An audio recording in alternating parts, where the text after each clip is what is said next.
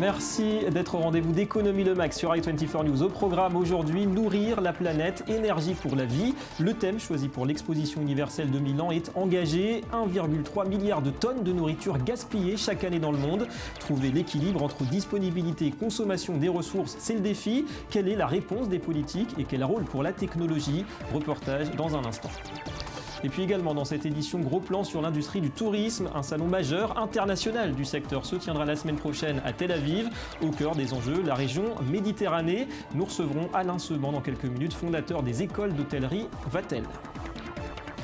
Voilà pour les titres, soyez les bienvenus. Avant de les développer, tour du monde de l'actu économique et d'abord ce face-à-face entre les deux femmes, sans doute les plus puissantes de la planète financière. Ça se passait, vous voyez, hier à Washington. Janet Yellen, présidente de la Fed, et Christine Lagarde, la patronne du FMI.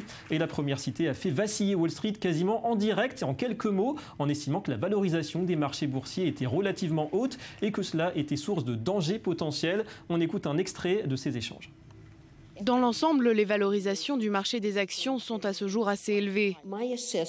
Et à ce stade, mon analyse est que les risques d'instabilité financière sont modérés. Ils ne sont pas tellement élevés. Je pense que nous sommes mieux armés aujourd'hui, car pour certains marchés, comme le marché monétaire, celui des pensions ou d'autres, nous avons amélioré la régulation. Donc il fonctionne mieux qu'avant la crise. En tout cas, moins 0,48% hier pour le Dow Jones après ces propos, même si la Fed avait déjà averti des risques d'une course au rendement. L'Iran prépare déjà l'après-accord avec les grandes puissances sur son programme nucléaire. Mercredi à Téhéran, l'ouverture de la foire annuelle du pétrole et du gaz a permis de mesurer l'appétit des investisseurs étrangers à l'idée d'une levée des sanctions économiques. La République islamique ne cache pas ses ambitions, devenir la première puissance régionale, 4e réserve mondiale de pétrole, 2e de gaz. Ses exportations d'or noir ont diminué de moitié suite à l'embargo de 2012, mais la donne pourrait changer. Nous devons utiliser les compagnies étrangères qui viendront chez nous après la levée des sanctions pour faciliter la construction d'infrastructures, développer nos marques et accroître nos exportations. L'Iran est déterminé à augmenter ses capacités de production de pétrole et le plus vite possible après la signature d'un accord nucléaire. Nous voulons reprendre notre place sur le marché mondial. Et justement, le rival régional de l'Iran côté pétrole, c'est bien l'Arabie Saoudite, premier exportateur de l'OPEP. La conférence annuelle Euromoney a débuté à Riyad hier. 2 jours d'échanges entre investisseurs saoudiens et étrangers, avec l'accent mis cette année sur le logement. Le Royaume veut construire 1 demi-million de nouvelles habitations. Autre enjeu, améliorer l'accès aux marchés financiers locaux. Je suis venue ici pour en savoir plus sur l'Arabie Saoudite, sur son économie, et pour comprendre ce que les clients recherchent ici. Avec toutes ces banques, courtiers, avocats, c'est l'occasion de nouer des contacts. Cap sur l'Afrique et depuis la partition du pays en 2011, le Soudan a perdu 70% de ses gisements d'or noir au profit du Soudan du Sud. Mais en contrepartie, la production d'or jaune, celui-là, a plus que doublé l'an dernier à 73 tonnes, 3 milliards de dollars. Et ce sera encore plus en 2015. De quoi équilibrer l'économie puisque le pétrole pesait auparavant 90% des exportations. Mais aujourd'hui, certains analystes avertissent des dangers d'un tel essor. L'or est devenu une malédiction pour l'économie soudanaise. Son exploitation a fait augmenter l'inflation et l'argent liquide, car le gouvernement achète l'or auprès des mineurs pour couvrir le déficit. Cela augmentant l'offre de monnaie et donc l'inflation avec des hausses de prix. Voilà, et puis l'actu en 2 mots en Europe avec l'annonce bien sûr d'Areva entre 5 et 6 000 suppressions de postes à travers le monde d'ici 2 ans. Autre info, la Commission européenne a détaillé hier les grands axes de son plan d'action pour instaurer un marché unique du numérique. 2 objectifs, la fin du blocage géographique et la modernisation du droit d'auteur. La nécessité de créer un marché unique du numérique pour l'UE est réelle. Le coût d'un marché numérique non européen est énorme. D'après une analyse du Parlement, il serait de 415 milliards d'euros. Que se passe-t-il sur les marchés obligataires? La remontée des taux longs, les taux d'emprunt, semble s'accélérer dans les pays poids lourds de la zone euro. Alors on sait évidemment qu'ils étaient sans doute anormalement bas, mais comment interpréter ce revirement? Eric Lewin est avec nous. Bonjour Eric. Alors inquiétude en Europe, mais aussi en Amérique pour d'autres raisons. Oui, mon cher David, il y a en fait deux sujets d'inquiétude sur les marchés actuellement. Le premier sujet, c'est bien sûr le ralentissement de l'économie américaine. Le premier trimestre n'a pas été très bon avec une croissance de 0,2% du PIB alors qu'on en attendait 1%. Et surtout, on note depuis quelques temps des signaux inquiétants quant à l'inflation. Par exemple, sur le premier trimestre, le salaire horaire a augmenté de 3,1%, ce qui est beaucoup. Alors ça, c'est bien sûr le côté américain. Et du côté de l'Europe, il y a une tension sur les taux longs, c'est-à-dire les taux à 10 ans européens. Il y a le fameux taux long allemand à 10 ans qui était simplement à 5 points de base il y a quelques jours et qui est maintenant à 60 points de base. Ça veut dire une multiplication par 12 de ce taux d'intérêt, ce qui est énorme. Cela montre également que l'économie européenne croît. Vous avez vu que les dernières prévisions de Bruxelles sont plutôt positives, avec une croissance dans la zone euro de 1,5%.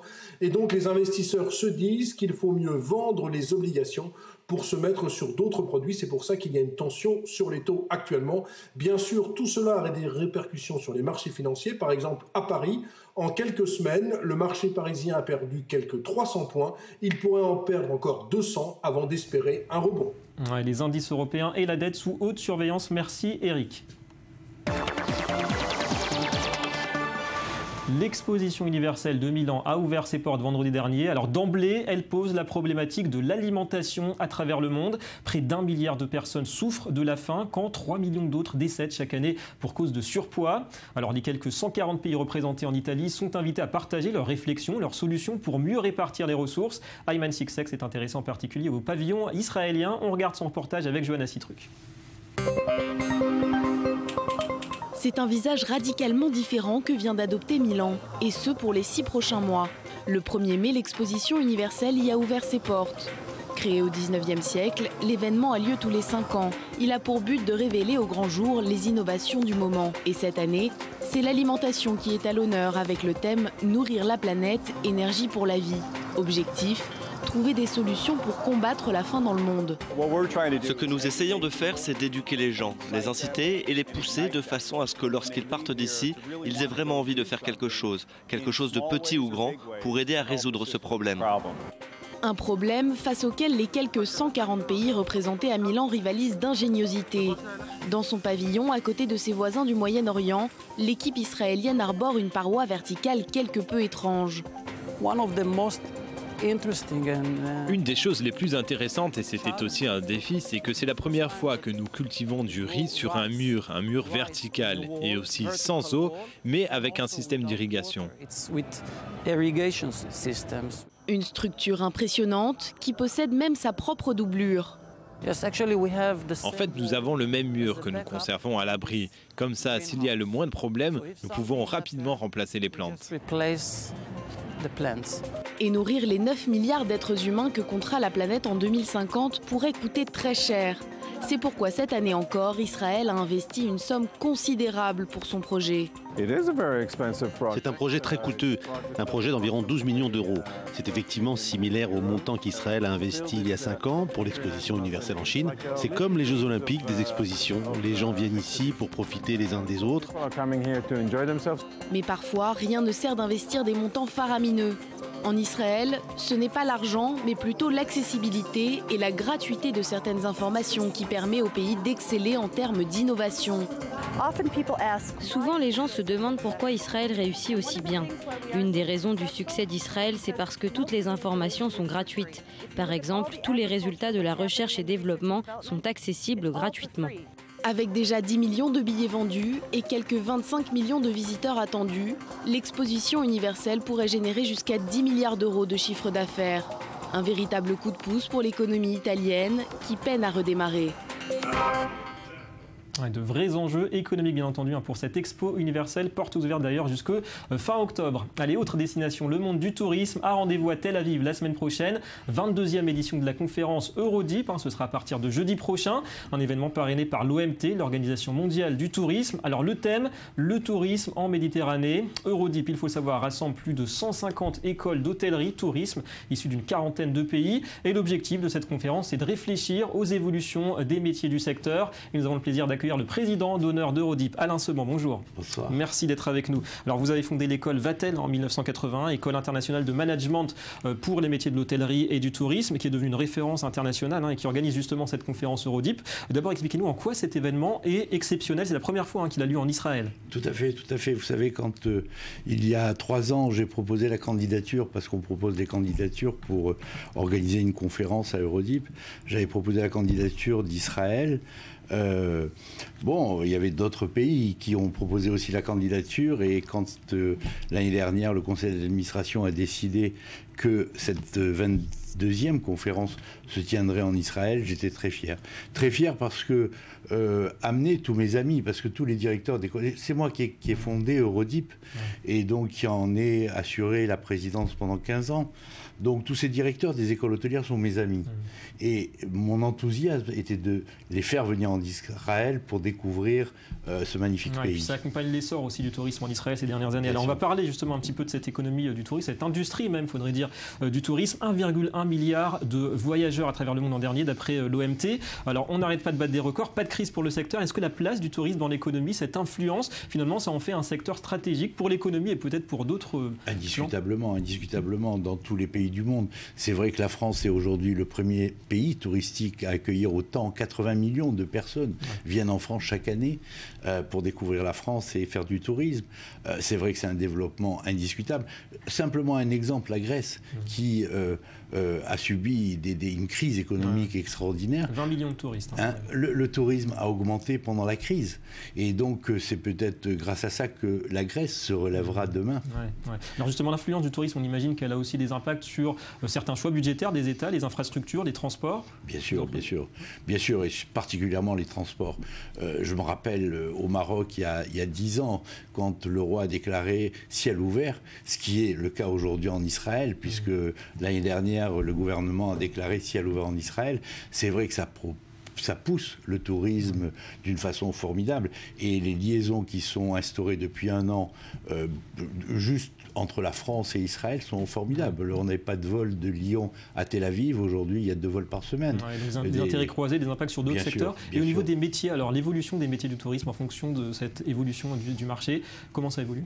Ça évolue parce qu'il y a de nouveaux métiers qui se créent. Il y a l'approche pédagogique aussi. Bien sûr, bien sûr. Il y a de nouveaux métiers qui se créent. Et nous, dans les écoles, on est bien obligés de suivre cette évolution et de former nos étudiants à ces nouveaux métiers. Il y a, par exemple, un nouveau métier qui s'est créé il y a 2 ans, 3 ans à peu près, qui est celui de revenu manager. C'est-à-dire de calculer. C'est bien de recevoir dans un hôtel des touristes et des clients, mais c'est vrai qu'aussi il faut optimiser les ventes et le chiffre d'affaires et la rentabilité. Et aujourd'hui, c'est créé ce poste de revenu manager, et c'est à nous, dans les écoles hôtelières, de les former. Donc, une vraie mutation. Alors pour parler de la région, puisque c'est le thème, la Méditerranée, quelles sont ses particularités ? Est-ce que le tourisme est sensible à l'instabilité aussi sécuritaire, politique ? Bien sûr. Mais c'est vrai que je voudrais dire avant que le bassin méditerranéen, et c'est dans le bassin méditerranéen que s'est créé le tourisme dans le monde il y a 20 siècles avec la Grèce. Ça a toujours été un enjeu stratégique pour tous les pays de la région. Absolument. Et bon, c'est vrai que l'instabilité, c'est vrai que l'année dernière, en Israël, la guerre a fait que le tourisme a stagné à 3,5 millions de touristes. Donc une bonne tendance quand même, malgré tout. Oui, bien sûr. Et là, la tendance est formidable, puisqu'il y aura une évolution cette année. Et donc, c'est vrai que la sécurité est un élément extrêmement déterminant pour le choix du pays d'un touriste. En 2 mots, le tourisme aujourd'hui, c'est aussi l'enjeu de la Chine. 100 millions de visiteurs l'an dernier. Est-ce que ça modifie aussi certains standards ? Bien sûr, tout à fait, parce que chaque pays, chaque peuple a ses habitudes, ses coutumes, ses traditions. Et l'objectif dans l'hôtellerie, c'est d'accueillir en fonction de la tradition des pays et des peuples que l'on reçoit. Simplement un exemple, il y a une dizaine d'années, quand les Japonais ont envahi Paris, on a baissé un petit peu les prises électriques parce que c'est leur habitude. Ils ont l'habitude d'avoir les prises électriques un peu plus bas. Donc c'est une continue adaptation. Merci beaucoup Alain Seban d'avoir accepté notre invitation. On va passer au Media Watch. Et le 7e art tricolore à la une de la revue de presse aujourd'hui. Léa Volbert, bonjour. Bonjour. Alors, bonne nouvelle pour le cinéma français. Oui, pour une fois, la France se démarque par la vitalité d'un secteur phare de son économie et de sa culture, le cinéma. Fréquentation des salles, nombre de films produits, distribués, exportés. Le cinéma français se porte bien, nettement mieux qu'en 2013. Quelques chiffres révélateurs de cette santé éclatante. 209 millions d'entrées en 2014 sur environ 900 millions dans toute l'Europe. La France remporte donc la palme européenne en termes de fréquentation. Le Cru 2014, c'est aussi 343 films français projetés, du jamais vu depuis 1975 selon le CNC. Le Festival de Cannes s'annonce donc sous les meilleurs auspices. Du 13 au 24 mai, Léa, vous nous emmenez aussi du côté de la Silicon Valley. Exactement, pour voir ce modèle des 3-1. Ça vous parle peut-être pas beaucoup. Ce modèle, c'est la base d'un système de développement d'entreprise qui se dit philanthropique. L'homme à l'origine de cette initiative s'appelle Marc Benioff. C'est le patron de la start-up Salesforce. Alors, les 3-1, c'est 1% du capital, 1% du temps des employés, 1% des produits de l'entreprise, le tout reversé à des œuvres de charité. Et la nouveauté, c'est que pour étendre ce modèle, Marc Benioff a lancé l'initiative Pledge One Person qui fournit toutes les ressources nécessaires pour les entreprises qui voudraient l'appliquer. Alors déjà, très belle initiative. Merci beaucoup Léa, à très bientôt. Fin de cette édition, merci à vous d'avoir été avec nous. Économie le Mag revient très vite sur i24 News et l'info continue. Restez avec nous.